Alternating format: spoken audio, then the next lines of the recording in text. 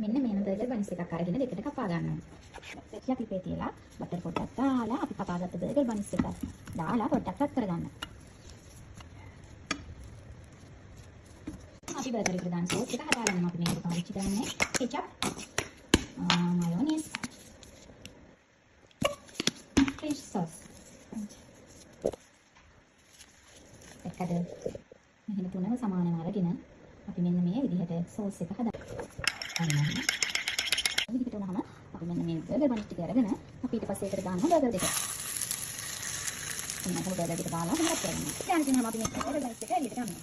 මෙන්න මෙහෙම අපි හදාගත්ත සෝස් එක මෙහෙම බර්ගර් බන්ස් එකේ දාලා අපි හදාගත්ත බර්ගර් එක තියලා ඊට පස්සේ චීස් ටිකක් තියලා ඊට පස්සේ කවුමට කතාගත්ත තක්කාලි පෙත්තක් තියලා උඩින් සලාඩ් පොලයක් තියලා මෙන්න මෙහෙම දාලා මෙන්න මෙහෙම වහලා මෙන්න මෙහෙම තියාගන්න.